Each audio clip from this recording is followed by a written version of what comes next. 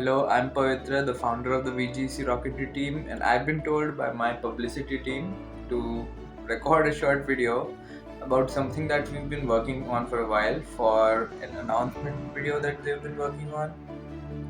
So, I think any one of you who has followed us on Instagram or our socials or YouTube knows that ever since our founding in the October of 2022, we've been making rockets and flying them. And so far, we've announced one of our rockets, whose name was Ananta. And Ananta was basically a very small model rocket that flew to about 200 meters in height, and it had an electronically controlled ejection system. Basically, what that means is it removed the parachutes of the rocket electronically using electronics. We've taken what we learned from developing and flying Ananta and used that knowledge to make a rocket that is even better. It is bigger, it goes higher, it goes faster, and it records more data on the way. What do I mean by that? Well, let me introduce to you Aflatoon. So, this is a rocket that is approximately 80 centimeters in length and it flies to a height of 1.2 kilometers. Keep in mind, this is a massive improvement from the 200 meters that Ananta used to fly at to 1.2 kilometers that is the altitude that Aflatoon will be achieving. Now, Aflatoon uses an I-358 KNDX motor with a 38mm casing developed by us specifically for this rocket. So the motor uses 6 fuel grains, each 60 millimeters in length, and they produce approximately 368 newtons of average thrust or 484 newtons of max thrust. The motor does this with 436 grams of propellant inside of it. Nozzle of the motor, we have decided to go with a nozzle that is made of machined mild steel. Mild steel because it is comparatively easier than stainless steel to machine, and it has a higher melting point than something like aluminum, which will easily melt under the high temperature conditions of the motor. Aflatoon is a beast. It is 2 kilograms in weight with a max speed of an eye-watering 260 meters per second. To be clear, that's 0.75 Mach, which means it goes 75% the speed of sound, which is honestly really crazy. So that's basically what the max speed of the rocket is. The flight computer on the rocket includes an accelerometer, a gyroscope, a GPS module, a barometric pressure sensor. So all of these sensors and modules, they basically measure the state of the rocket continuously as it flies, and the data from these sensors is used to extrapolate what the flight of the rocket will look like and predict when the apogee will be, and basically control the rocket wherever it has to be controlled. For Aflatoon, this is mainly just deploying the parachutes. So the data from these sensors is used to detect the apogee, which is the highest point of flight in the rocket, and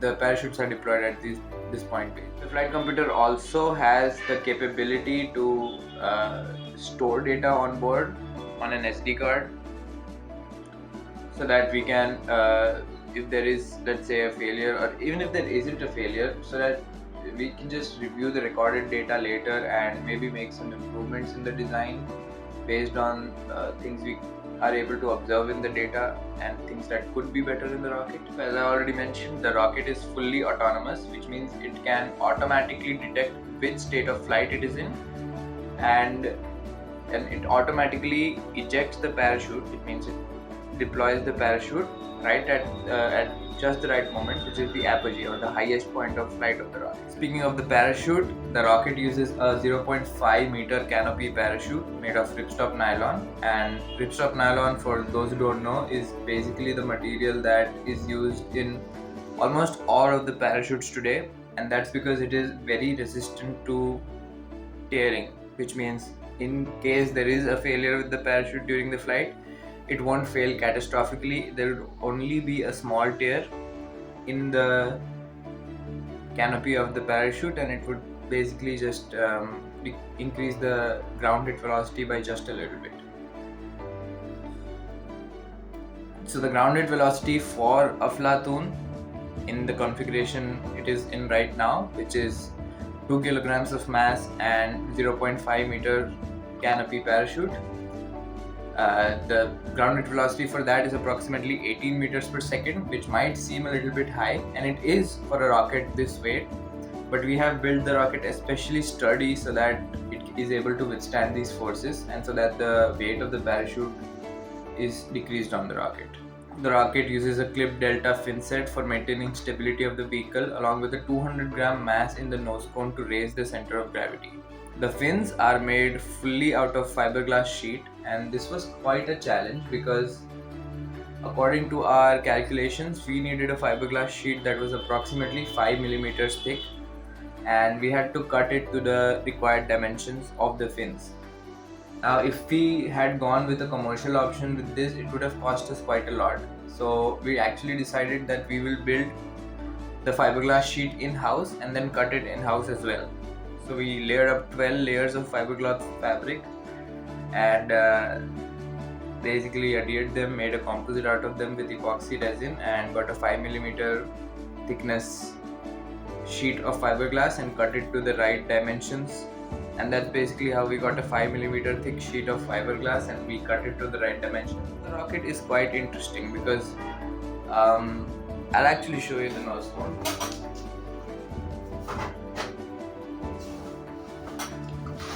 So here's the nose cone of the rocket, and this is very interesting because this is approximately 25 centimeters long, and it has a screw-on cap like that, so we can put a stability mass inside of there, and also if you want you can fit a flight computer inside there. And this whole thing is fully 3D printed, and it took approximately, actually not approximately, it took over 12 hours to print this entire thing, and it was print in 4 pieces because we did not have a printer big enough that could print the whole nose cone as it is, so we had to print it in 4 pieces.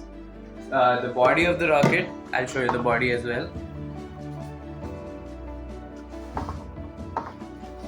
So this is the fiberglass body of the rocket, and these two we made in-house, the fiberglass roll.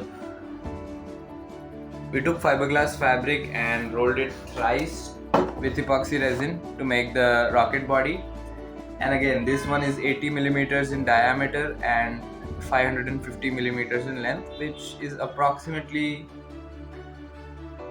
enough to fit all of the systems that we need to inside of it. That's basically all about Aflatoon that we have to share right now. The tentative launch date for this rocket is mid-January to the end of January. Hopefully we'll be able to launch it in this time frame. If not, we'll let you know whenever we do launch the rocket, and definitely keep in touch and stay tuned to our YouTube channel so that you get the latest updates on what's going on with the VGC Rocketry team. And I think we're also soon going to recruit students into the team because we need to graduate soon, and there has to be someone we can pass the baton along to. So that's basically it. I hope that you got to understand a little bit about our rocket in this video. I hope that the publicity team works its editing magic because the raw footage is honestly quite chaotic.